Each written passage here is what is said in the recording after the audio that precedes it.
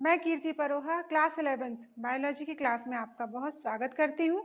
बच्चों, जैसा कि हम क्लासिफिकेशन के अंतर्गत कॉर्डेटा संघ के बारे में पढ़ रहे थे और आज हम इसी का जो सुपर वर्ग टेट्रापोडा है उसके अंतर्गत वर्ग एम्फीबिया का अध्ययन करेंगे। तो चलिए बच्चों शुरू करते हैं।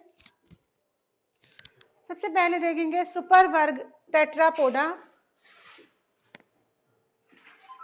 टेट्रापोडा यानी चतुष्पाद, चार पाद जिनके होते हैं। तो ग्रीक वर्ड है टेट्रा, टेट्रा का मतलब फोर और पोडास का मतलब होता है फुट यानी चार पैरों वाले। इसके विशिष्ट लक्षण क्या है? जंतु प्रायः स्थलीय होते हैं, चलने फिरने के लिए दो जोड़ी पाद या पैर पाए जाते हैं और प्रत्येक पाद में 5-5 अंगुलियां होती हैं। बाह्य कंकाल शल्कों, परों अथवा बालों का बना होता है। नासारंध्र अंतः नासारंध्रों द्वारा मुख में खुलते हैं। अंतर कंकाल जो होता है वो अस्थियों का बना होता है। श्वसन क्रिया फेफड़ों द्वारा संपन्न होती है। हृदय जो होता है वो 3 अथवा 4 कोष्ठों का बना होता है, मतलब जो हार्ट होता है वो 3 to 4 चैम्बर्ड होता है। दोहरा रक्त परिवहन पाया जाता है ना, डबल ब्लड सर्कुलेटरी सिस्टम पाया जाता है और वायु में कार्य करने के लिए कान, नाक व आंख उपयोगी होते हैं। अब जो टेट्रापोडा है उसको अगेन डिवाइड किया है 4 क्लासेस में। इसकी जो पहली क्लास है वर्ग एम्फीबिया, सेकंड क्लास है वर्ग रेप्टिलिया, क्लास 3 है वर्ग एवीज और क्लास 4 है मैमेलिया या मैमल्स। एम्फीबिया के अंतर्गत जैसे अपन देखते हैं मेढक या टोड, इनके उदाहरण है। रेप्टिलिया के उदाहरण है छिपकली, नाग, स्नेक। एवीज पक्षी जितने हैं, कबूतर, चिड़िया वगैरह। और वर्ग मैमेलिया में उदाहरण खरगोश, चमगादड़, मनुष्य इत्यादि, जिनका हम अलग अच्छी तरह से आगे की वीडियो में अध्ययन करेंगे। आज हम पढ़ेंगे वर्ग एम्फीबिया के बारे में। वर्ग एम्फीबिया, एम्फी यानी दोनों, बायोस यानी लाइफ, ऐसे प्राणी जो दोनों सिस्टम में अपनी जीवन जीते हैं, दोनों जगह रह सकते हैं।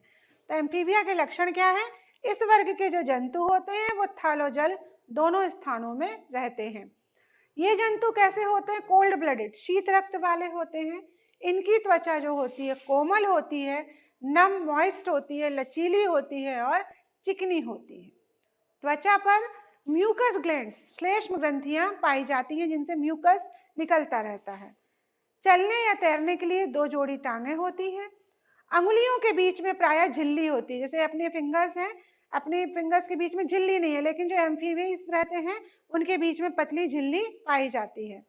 इनके प्रोथ या स्नाउट पर दो नासा छिद्र होते हैं। जीभ बही सारी होती है तथा लसलसी रहती है। मुख में दांत पाए जाते हैं और हृदय में 3 कोष्ठ या 3 चैम्बर्ड हार्ट पाया जाता है। नेत्रों में अचल पलकें होती हैं, केवल तीसरी पलक गतिशील होती है।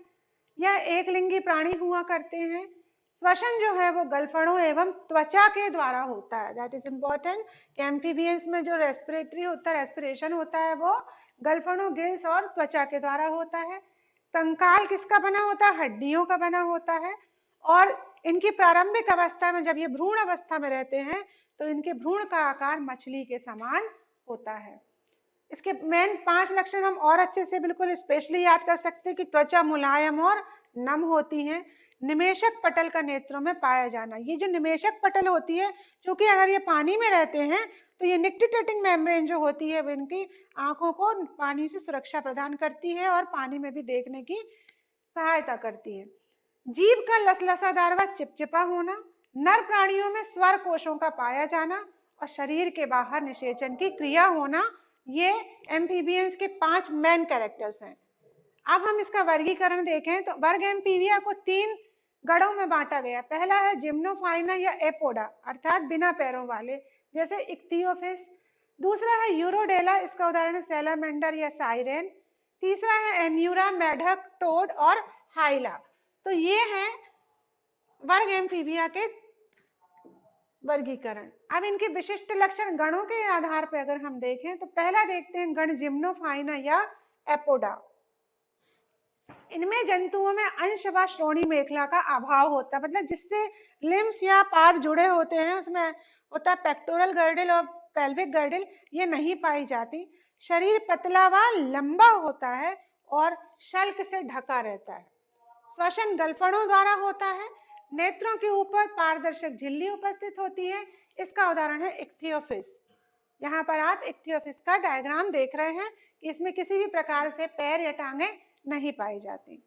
नेक्स्ट देखें हम, दूसरा गण है यूरोडेला। इसके संपूर्ण जीवन काल में क्या उपस्थित होती है? पूंछ उपस्थित रहती है। अगले पाद में दो जोड़ी पाद पाए जाते हैं। जबड़ों में दांत पाए जाते हैं। श्वसन के लिए जलचरों में गलफड़े, गिल्स तथा अगर जो थल में रहते हैं उनके लंग्स पाए जाते हैं।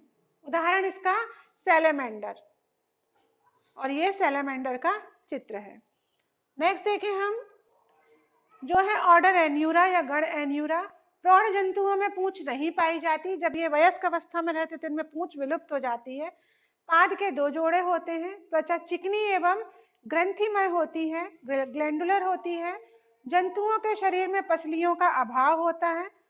श्वसन त्वचा एवं फेफड़ों दोनों से होता है। उदाहरण मेढक, हायला, ब्यूफो, रेकोफोरस, ये इस गण के सदस्य हैं।